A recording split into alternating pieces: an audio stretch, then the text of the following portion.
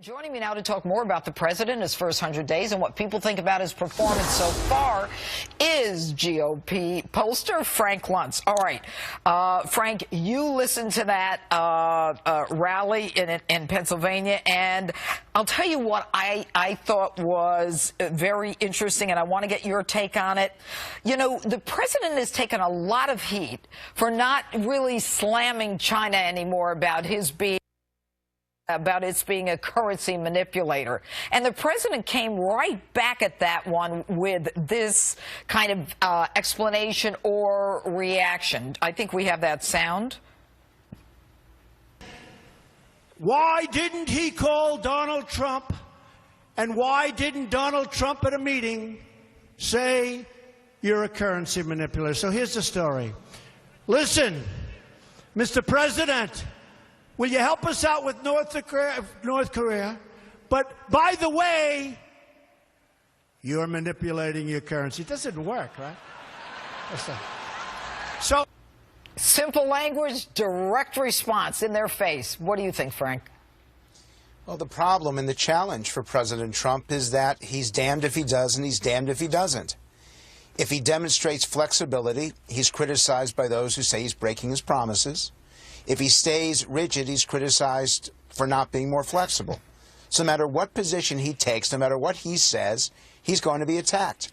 And the fact is, in foreign policy, you have to react to the facts on the ground. And you need these personal relationships. And he has actually opened up a very strong relationship with China because North Korea isn't just a problem, it is a genuine threat. Exactly. In this area, the public looks at what President Trump has done in the bombing in Syria, in holding North Korea accountable, in seeking alliances to deal with what's happening in the Pacific region, which President Obama had forgotten or ignored. The president's getting very good marks in foreign policy so far. Right, and it looks like his approval rating as it relates to ISIS, terrorism, is in the 50s, 54, 51, over 50%. But let me ask you this, Frank. You have been doing several of these, as you call them, dial groups. Here we are 100 days into this, and, you know, the media has been hammering the president.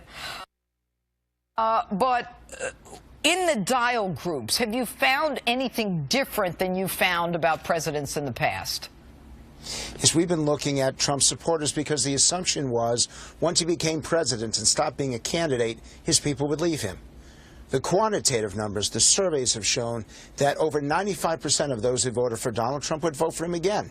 And in fact, it's Hillary Clinton supporters that are much more likely to either say that they would stay home or vote for a different candidate, that Trump is holding his base. And the reason why is that they are patient. They know that you cannot change Washington quickly.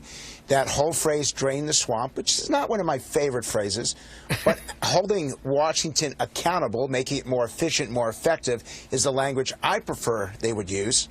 But in terms of doing that, they do see some change.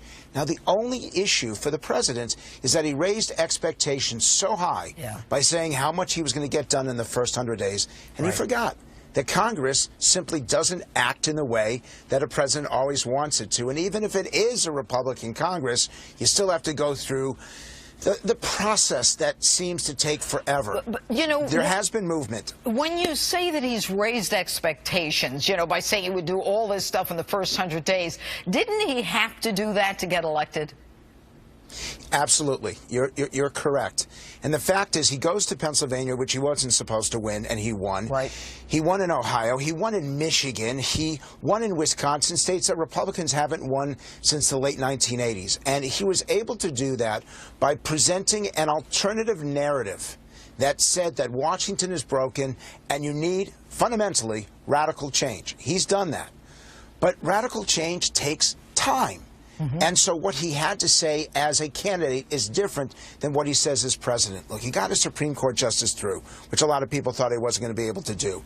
He has signed a number of executive orders that have reduced significantly regulation. He's offered a tax plan and a health care plan. My only issue and I do believe it's significant, is the tone that is happening out there.